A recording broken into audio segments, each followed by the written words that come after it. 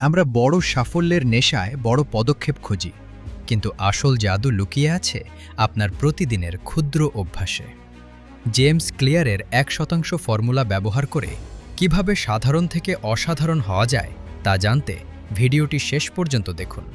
কারণ লক্ষ্য আপনাকে জেতায় না, জেতায় আপনার সিস্টেম। জ্ঞানবিলাসের ভিডিও বুক সামারিতে আপনাকে স্বাগতম। আমাদের উদ্দেশ্য সহজ এবং প্রাঞ্জল অর্থ ব্যবহার করে বইয়ের কঠিন বিষয়বস্তুকে সহজবোধ্য করে তোলা। আমরা বিশ্বাস করি জ্ঞানের আভিজাত্য সবার জন্য সমান হওয়া উচিত। চলুন আল্লাহর নামে শুরু করা যাক।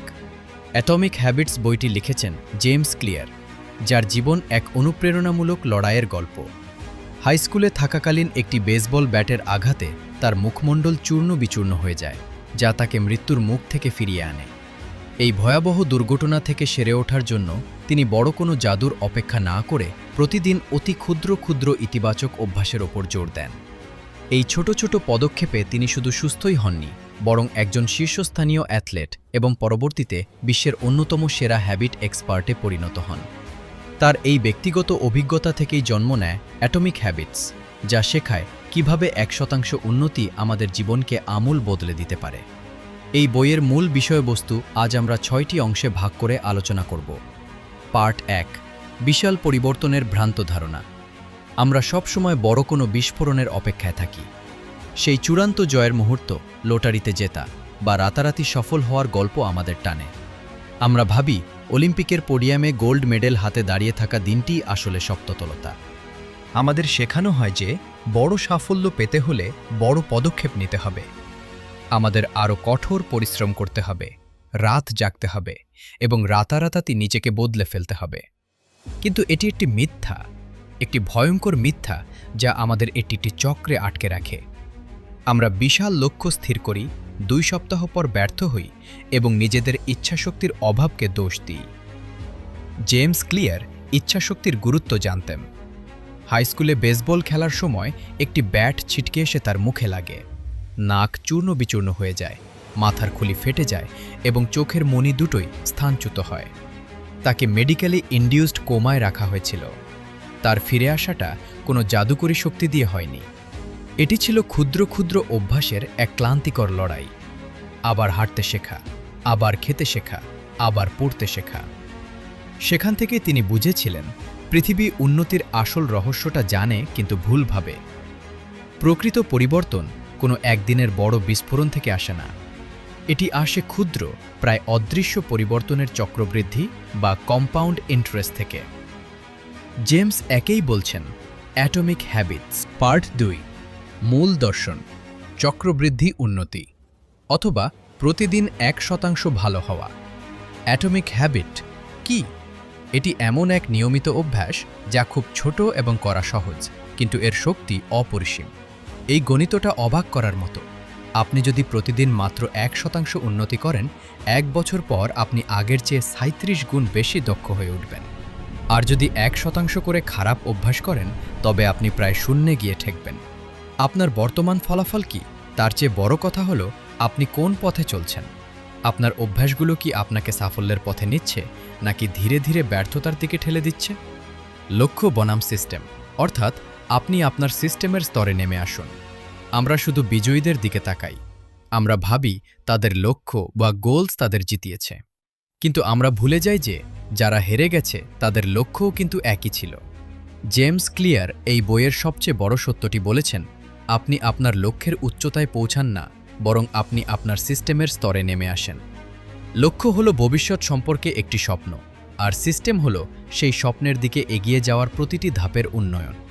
তাই সফল হতে হলে লক্ষ্যের কথা ভুলে সিস্টেম তৈরির দিকে নজর দিন। পার্ট ৩, পরিচয় ভিত্তিক অভ্যাস অর্থাৎ আইডেন্টিটি বেসড হ্যাবিটস। অভ্যাসকে স্থায়ী করতে হলে আপনাকে আপনার পরিচয় বা আইডেন্টিটি বদলাতে হবে। অধিকাংশ মানুষ শুধু ফলাফলের কথা ভাবে। তারা বলে আমি বড়লোক হতে চাই, কিন্তু তারা ভেতর থেকে নিজেকে বদলায় না। পার্থক্যটা বুঝুন। প্রথমজন নিজেকে এখনও ধূমপায়ী মনে করে, যে শুধু চেষ্টা করছে।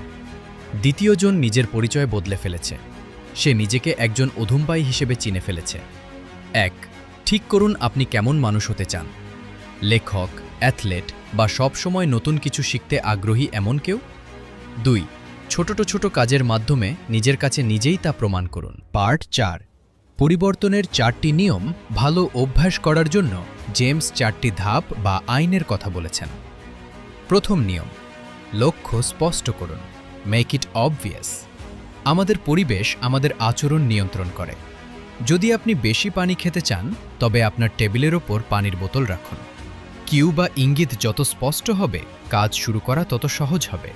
যেমন, সকালে কফি খাওয়ার এটি একটি পুরনো অভ্যাস। এর সাথে যুক্ত করুন যে আজ থেকে আমি 1 মিনিট মেডিটেশন করব, যা হবে নতুন অভ্যাস। দ্বিতীয় নিয়ম, আপনি যেটা চান সেটা আকর্ষণীয় করুন। Make it attractive.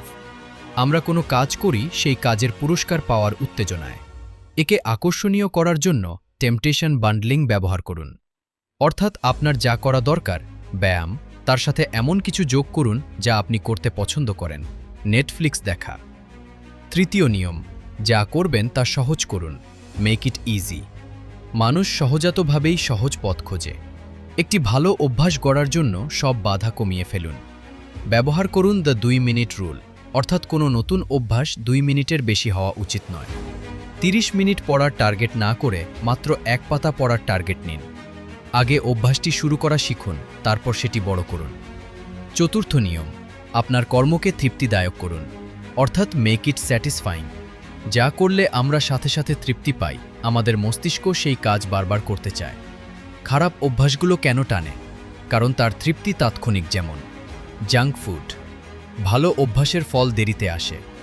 তাই ক্যালেন্ডারে দাগ দিয়ে বা নিজেকে ছোট ছোট উপহার দিয়ে কাজটিকে তৃপ্তিদায়ক করে তুলুন। মনে রাখবেন, কখনো টানা 2 বার বাদ দেবেন না। Never miss twice. পার্ট 5, খারাপ অভ্যাস ভাঙার উপায়। Breaking the cycle. খারাপ অভ্যাস ভাঙতে হলে আগের নিয়মগুলো উল্টে দিন। যেমন, যেটা আপনার জন্য খারাপ সেটা অদৃশ্য করুন। যেমন, কারো বেশি ফোন চালানোর অভ্যাস থাকলে ফোন অন্য রুমে রেখে দিন। যেই অভ্যাস খারাপ সেটিকে অনাড়ম্বর বা বিরক্তির করে তুলুন। খারাপ অভ্যাসকে কঠিন করুন। যেমন, ফোনের পাসওয়ার্ড বড় করুন যাতে বারবার লগ ইন করতে কষ্ট হয়। পার্ট 6, গোল্ডিলক্স নিয়ম। মানুষ তখন সবচেয়ে বেশি মোটিভেটেড থাকে যখন কাজটি খুব সহজও না, আবার খুব কঠিনও না, ঠিক তার ক্ষমতার 4% উপরে। একেই বলে গোল্ডিলক্স রুল। জেমস ক্লিয়ার রাতারাতি সুস্থ হননি। তিনি এক এক পা করে এগিয়েছেন। আপনার বড় সাফল্যটিও হয়তো আপনার প্রতিদিনের 1% উন্নতির আড়ালে লুকিয়ে আছে। সময়কে আপনার শত্রু নয়, বন্ধু বানান। আজই ঠিক করুন আপনি কে হতে চান। শুরু হোক আপনার অ্যাটমিক হ্যাবিট। যদি এই ভিডিওটি আপনাকে জীবনের হ্যাবিট বা অভ্যাস নতুনভাবে বুঝতে অনুপ্রেরিত করে, তাহলে লাইক দিন, সাবস্ক্রাইব করুন। পরবর্তী বইয়ের উন্নত মানের সামারি নিয়ে শীঘ্রই আমরা ফিরে আসব। আপনার পছন্দের কোনো বই থাকলে অনুগ্রহ করে কমেন্ট বক্সে জানাবেন। আমরা সেই বই নিয়ে কাজ করার চেষ্টা করব। জ্ঞানবিলাসের সাথে থাকুন, নিজের চিন্তাকে উন্নত করুন। ধন্যবাদ।